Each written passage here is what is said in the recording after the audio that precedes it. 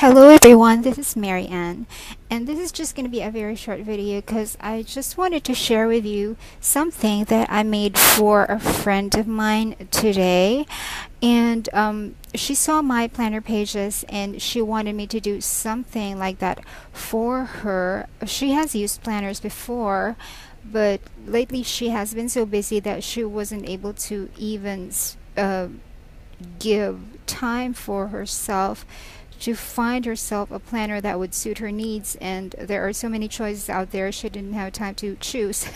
So she just took my planner pages and then decided what boxes to take and what to take out, and this is finally the end product. And last weekend she said she was going to try to find a binder for it, but there's an ant. But this morning she told me that she wasn't able to find a binder, so I said I'll just spring bind the notebook for you. So she said that's fine. Now this is the notebook. This is exactly in this is personal sized Filofax page dimensions, and over here I just cut up the folder. Remember that folder that I showed you guys that I found while I was out of town? I cut one of those up and then I made this cover for her. Now over here is just the PVC sheet to protect the cover, and then you have the cover. It's just plain and simple. And then you have here the fly leaf from my Etsy store. Let me take that wire out of the way. And then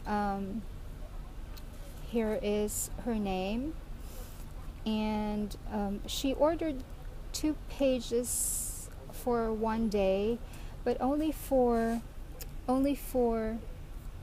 November and December, because she was just trying out a format, and come January she might think of something else for her planner pages. So that's fine, because the number of pages on here, it's just perfect for this 13mm ring size of the spiral binder.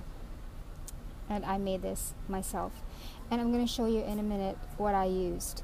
But here are her November pages.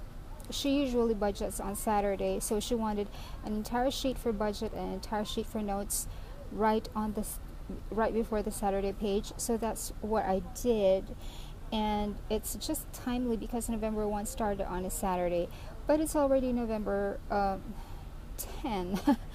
And we talked about this last November 6, but she said to include the November 1 anyway, because she might put in here information that she can gather from her notebooks of the past week and list down here the important things to remember. So she will have everything handy right here in this little notebook. So for her planner pages, it's pretty straightforward. These are the things that she would like to track. Now there are already icons here, but she also wanted me to put words on there, and it might seem redundant, and it is, but it's only because it's the first time that she's going to use an icon based planner layout, so she just needs a bit of time to get used to the icons and what they mean and their location on the page, so that when she's looking back and she's looking for something, she would know where to look. And those words are just at the beginning of her those words are just for when she's just starting to use this system. When she gets used to this already, we can already take the words out because she already knows what they mean. So these are the things that they have to that she wants to track. Those are already written down there. And then this one is for her expenses, personal tasks, work tasks. She works in the same building. And then this one is for her husband and for her 3 kids, 1, 2, 3. And that's pretty much the same. This is for November, and let's see, the month ends here, and then December starts here again. And then for December she just chose a Christmas motif like mine, and it contains pretty much the same thing. and that's all the way until the end of the year. Now for the back cover, I made a little envelope for her. It's the same material, but instead of cutting out just a plain rectangular piece of cardboard, I cut it into the dimensions that can help me make a little envelope for her, so she can store receipts and other loose leaf papers on here, because she really wanted a planner, but she didn't really, she didn't have time. That's how busy she is. She didn't have time, and she needed the planner right away, so I didn't want her to lose pieces of paper, so I just created an envelope for her, and I punched the envelope on the flap so that when she closes it, it will close by itself. Because if the flap is on here, there's always a danger that it's gonna open by itself when it's in your purse or when you're carrying it or something, because this has no closure, and things could fall off. So this way nothing could ever fall off. And this is actually how I hole punch envelopes in my own planner, because now I don't have to worry about things falling off accidentally. And at the back here, at the back here, there's another sheet of clear acetate to protect the material. So this is actually it. And I made this all by myself, the whole thing, the covers, the spring binding. What I used is this set. It's the Carl,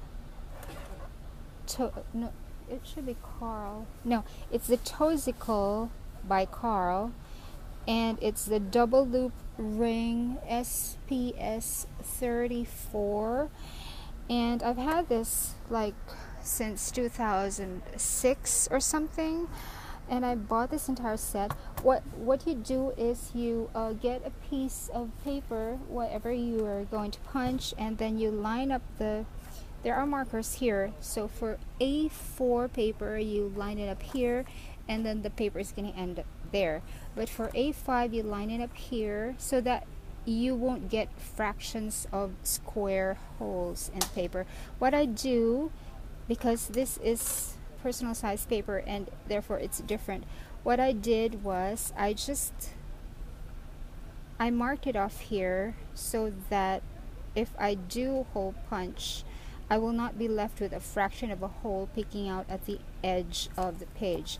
So this one is just perfect. So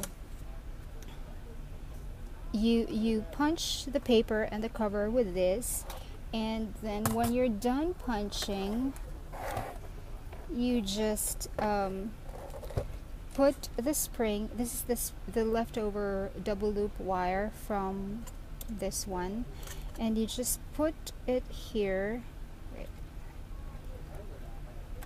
There are grooves in here so that you can put the wire, the paper, you can put the wire through the grooves and they will be evenly spaced, and then you can slip the paper, the stack, onto the wires, and then you take everything out, the paper and the wires. By this time the wires will already be in the holes in the paper, and then let me show you. Let me just hole punch this sheet.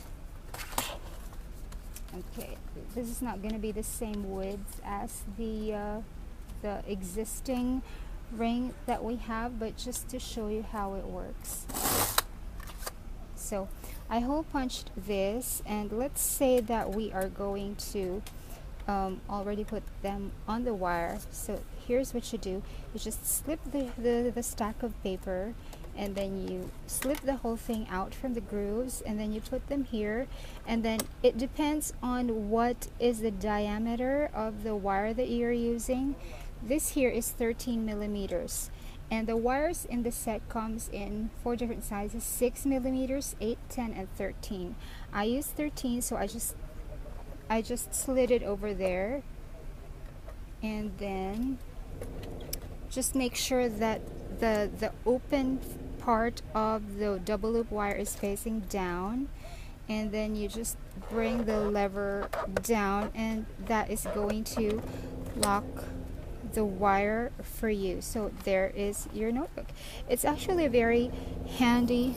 What is that noise? It's actually a very handy tool to have if you write a lot of reports, because